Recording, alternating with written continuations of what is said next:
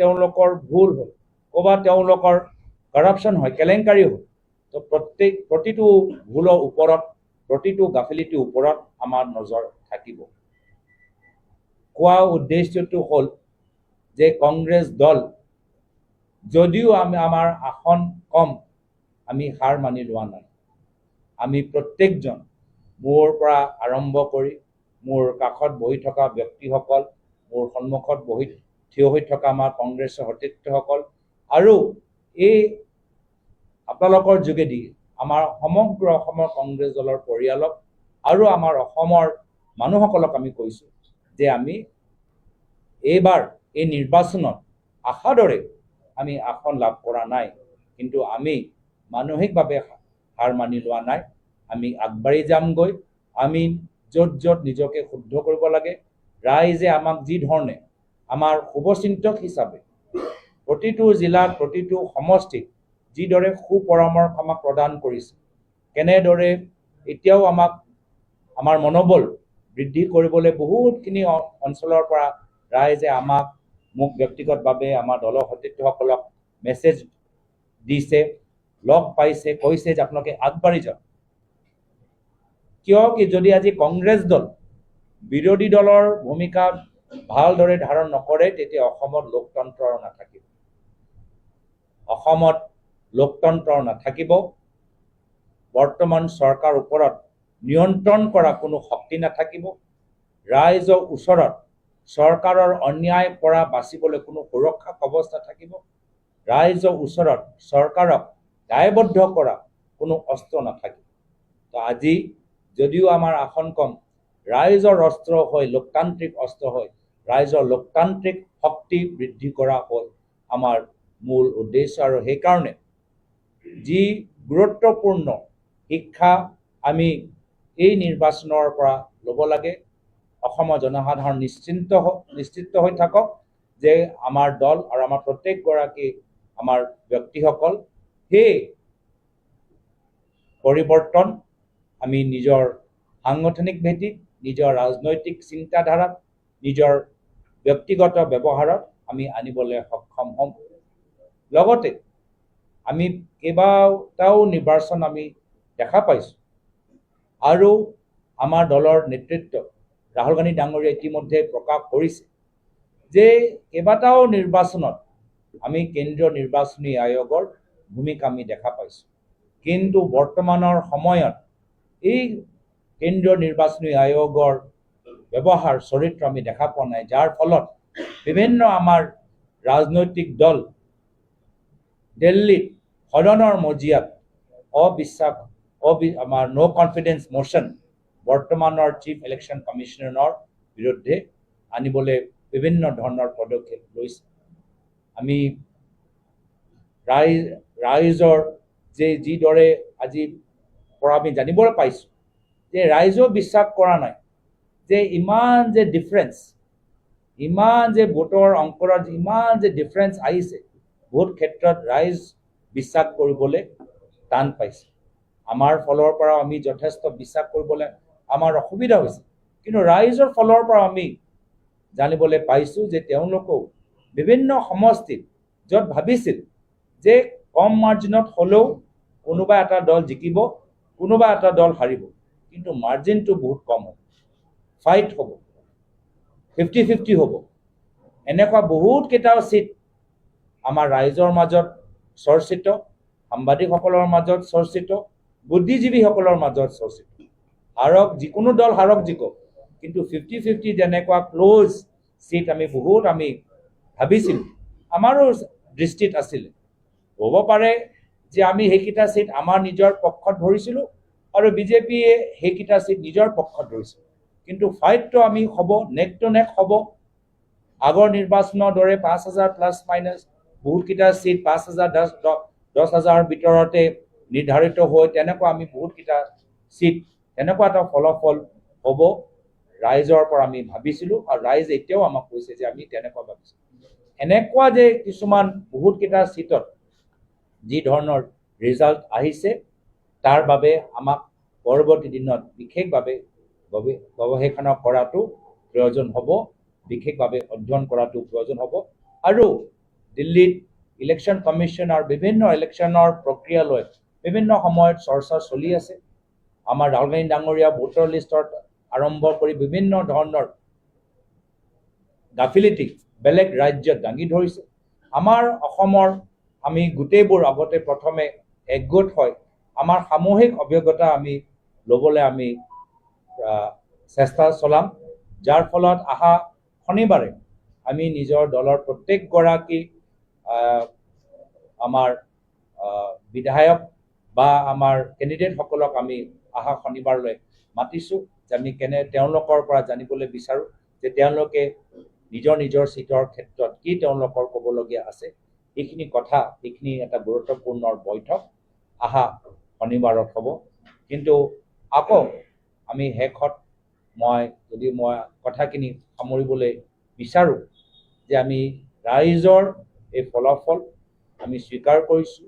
ৰাইজে যেনে আমাক আগন্তুক দিনক নিজৰ মাজত বিচাৰে, গুৰুত্বপূৰ্ণ বিষয়বোৰ উত্থাপন কৰাটো বিচাৰে, সাংগঠনিক ভেটি শক্তিশালী কৰিবলৈ বিচাৰে আৰু ৰাইজৰ লগত এইখন চৰকাৰৰ অন্যায়ৰ পৰা বাচিবলৈ তেওঁ ৰাইজৰ লগত থিয় হ'বলৈ বিচাৰে।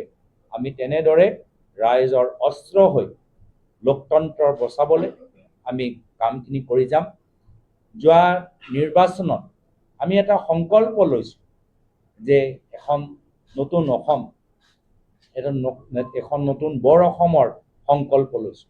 এই সংকল্প আমাৰ বাবে মাত্ৰ এটা নিৰ্বাচনী শ্লোগান নহয়, এই সংকল্প মাত্ৰ এটা নিৰ্বাচনী বাৰ্তা নহয়, এয়া এটা সংকল্প।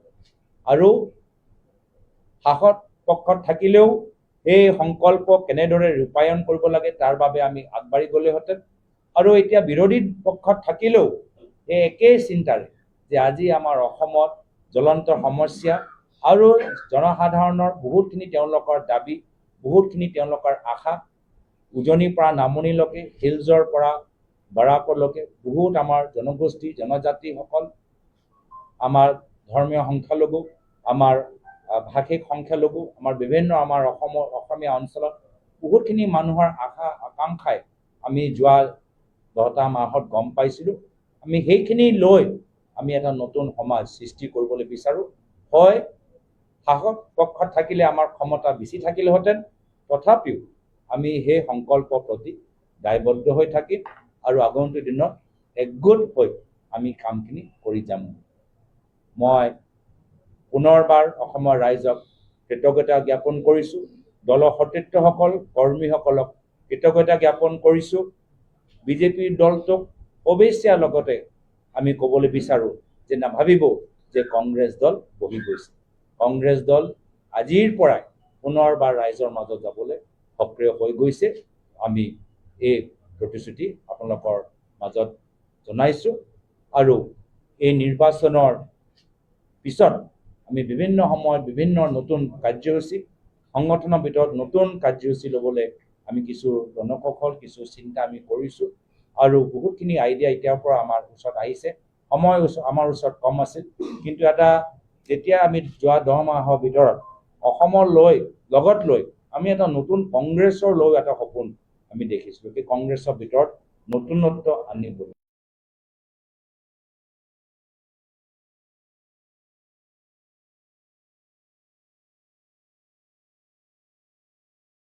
এই সংকল্প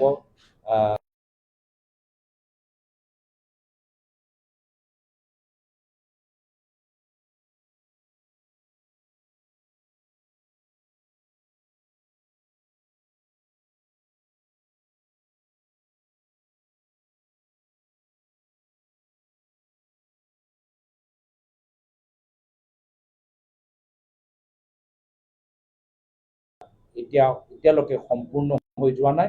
আমি কামখিনি এই ক্ষেত্ৰত কৰি যাম। এইখিনিয়ে কথা।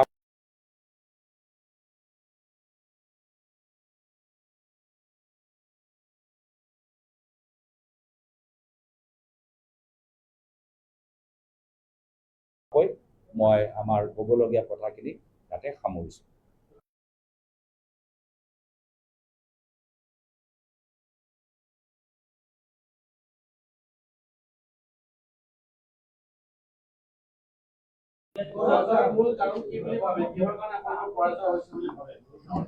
যেতিয়ালৈকে যেতিয়া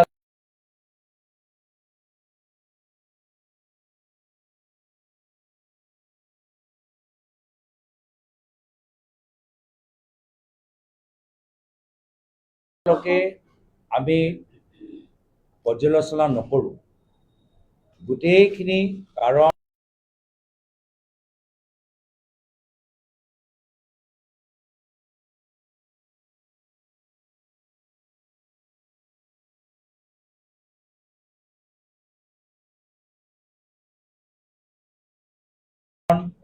আৰু কোন কাৰণক কিমান গুৰুত্ব দিব লাগে, ৰাইজৰ পৰা আমাক যথেষ্ট আমি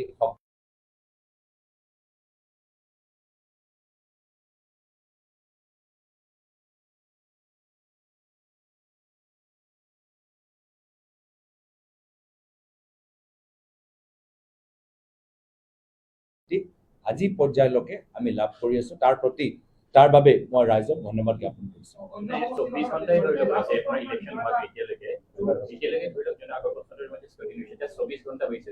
আমি তেতিয়া পিছত ভালকৈ গোটেইখিনি কথা আমি আলোচনা কৰাৰ পিছত আমি প্ৰকাশ কৰাটো উচিত হ'ব। কিন্তু আৰম্ভণিত মই কৈছোঁ যে এতিয়া আমি বৰ্তমান আমাৰ এই সংবাদমেল যোগেদি যিখিনি কথা বৈঠকৰ যোগেদি মানে আলোচনা হয়, এটা প্ৰক্ৰিয়া থাকে, নিশ্চয় আপোনালোকে জানে আমি যি প্ৰক্ৰিয়া প্ৰত্যেক দলে পালন কৰে, সেই প্ৰক্ৰিয়াৰ যোগেদি আমি আমাৰ সকলৰ লগত আলোচনা কৰাৰ লগতে আমাৰ কেন্দ্ৰীয় নেতৃত্বৰ লগত আলোচনা কৰাৰ পিছত আমাৰ সিদ্ধান্ত আমি ৰাইজৰ মাজত মুকলি কৰোঁ। পৰাজয়ৰ নৈতিক দায়িত্ব মই স্বীকাৰ কৰিছোঁ। I was the captain, and as the captain of the team, মই আমাৰ সতীৰ্থসকলৰ ফালৰ পৰা আমি দলৰ মোৰ জ্যেষ্ঠ ফালৰ পৰা যথেষ্ট মানে ফ্ৰী হেণ্ড পালোঁ, বহুত সমৰ্থন পালোঁ, বহুত সুপৰামৰ্শ পালোঁ। এণ্ড ডেফিনেটলি এই নিৰ্বাচনৰ ফলাফলৰ ক্ষেত্ৰত মই প্ৰদেশ কংগ্ৰেছ সভাপতি হিচাপে নৈতিক দায়িত্ব গ্ৰহণ কৰিছোঁ। মই অসমীয়া Let me just finish the regional and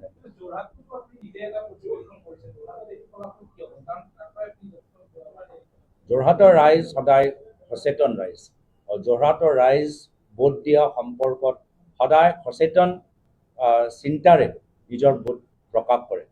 যোৰহাটৰ আমাৰ প্ৰতিদ্বন্দ্বীক মই হিতেন্দ্ৰনাথ দেৱ গোস্বামী ডাঙৰীয়াক মোৰ ফালৰ পৰা শুভেচ্ছা জ্ঞাপন কৰিলোঁ। আৰু যোৰহাটৰ ৰাইজক আজি তেওঁলোকৰ নিৰ্বাচনৰ প্ৰচাৰৰ মাজত যিমান মই তেওঁলোকৰ ৰাইজৰ মাজত মই যাবলৈ বিচাৰিছিলোঁ প্ৰচাৰৰ সম্পৰ্কত, কিন্তু দলৰ সভাপতি হিচাপে বিশেষ অসুবিধা থকাৰ কাৰণে মই ৰাইজৰ ওচৰত যাব নোৱাৰিলোঁ। তথাপিও যোৰহাটৰ ৰাইজে আমাক যোৱা লোকসভা নিৰ্বাচনত সাংসদ হিচাপে আমাক আগবঢ়াই লৈ গ'ল। এইবাৰ দলৰ কেন্দ্ৰীয় নেতৃত্বক মোক সাংসদৰ লগত বিধানসভা নিৰ্বাচন থিয় হ'বলৈ মোক আগবঢ়াই লৈ গ'ল।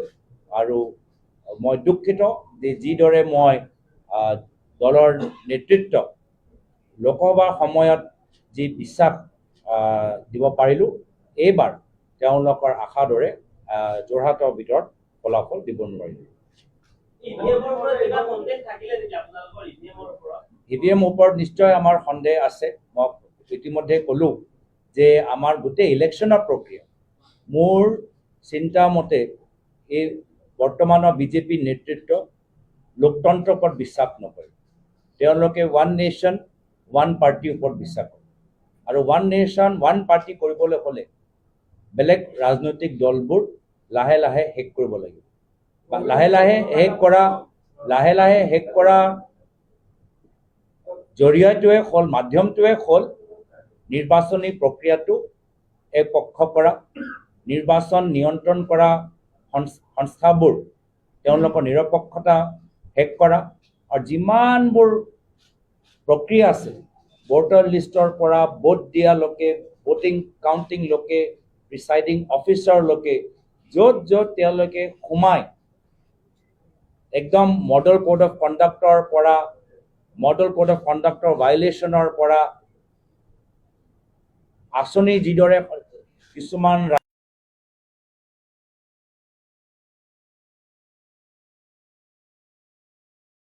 ৰাজ্যত নিৰ্বাচনৰ মাজত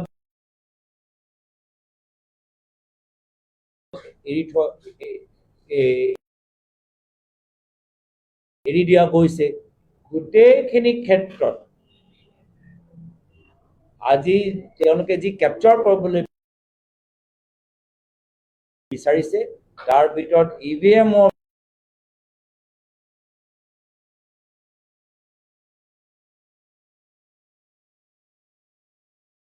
ভিতৰতো এটা গুৰুত্বপূৰ্ণ বিষয় আৰু গোটেই প্ৰক্ৰিয়া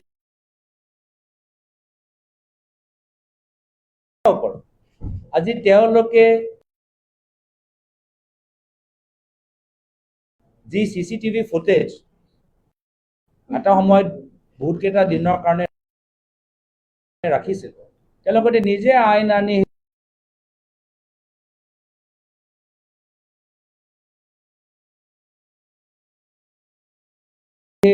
কমাই দিলে। কিয় কৈছে আমাৰ মেমৰি নাই। আজি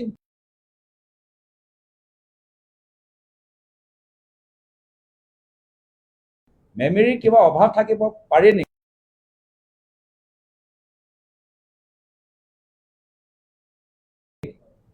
যি চৰকাৰৰ ওচৰত গোটেই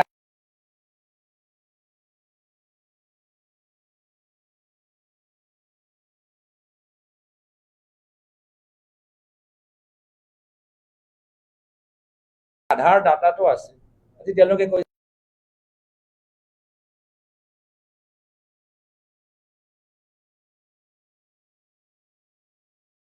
আমি ৰাখিব নোৱাৰো। আমি কৰাৰ পিছত আকৌ এই সম্পৰ্কত আপোনালোকৰ ওচৰত আহিব।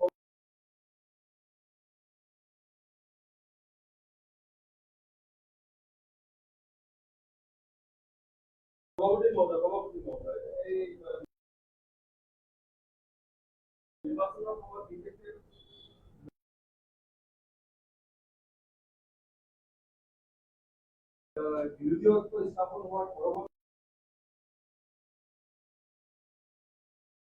যেতিয়া সমষ্টিৰ ভাগ বতৰা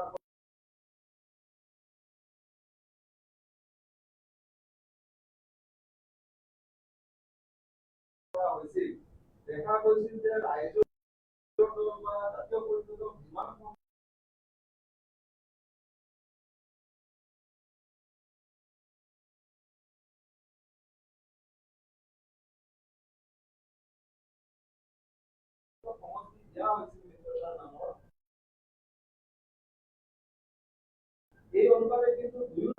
আমি নিজৰ ৰাইজৰ প্ৰতি কৰ্তব্য আমি পালন কৰিব পৰা নাই, কিন্তু বিধানসভা বাহিৰত আমি নিজৰ কৰ্তব্য আমি পালন কৰি যোৱাটো উচিত হ'ব।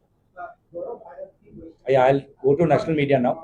Yeah, 4 तारीख को असम विधानसभा निर्वाचन के नतीजे हम सब ने देखे। मैं सबसे पहले भाजपा दल और उनके नेतृत्व को शुभकामनाएं देता हूं। हम सब समस्याएं हैं, जिन समस्याओं का हमने पिछले कई वर्षों में और अपने निर्वाचन के प्रचार के समय हमने उजागर किया, लेकिन इस सरकार ने जिस तरीके से काम करना चाहिए था नहीं किया। गुवाहाटी में ही जो कृत्रिम आज बाढ़ आई है, आर्टिफिशियल फ्लड जो है, वही एक उदाहरण है। तो हम चाहेंगे कि सरकार आने वाले समय पे लोगों की समस्याओं पर वो और महत्व दे। साथ ही साथ जो भूल उन्होंने पिछले कई वर्षों में की है, लोगों को जिस प्रकार से सताया है, लोगों के बीच में जिस प्रकार से उन्होंने कई समय में अहंकारी रूप धारण किया है, भ्रष्टाचार किया है, वे गलतियां आने वाले समय में नहीं करेंगे। कांग्रेस पार्टी ने पूरी तरीके से इस नतीजे को स्वीकार किया है। हमारी जितनी सीट विधानसभा में आनी चाहिए वो आई नहीं है, लेकिन इसके पश्चात भी हम विधानसभा के बाहर हम संविधान के बचाव में, लोकतंत्र को के बचाव में, आम नागरिक के हित में हम अपना कर्तव्य पालन करेंगे। जहाँ जहाँ लोगों को अपनी आवाज़ उठाने के लिए, अपने ज़िलों की समस्याओं को उठाने के लिए, अपने समाज के आवाज़ को उठाने के लिए जहाँ जहाँ हमारी मदद चाहिए हम मदद करेंगे और उसी प्रकार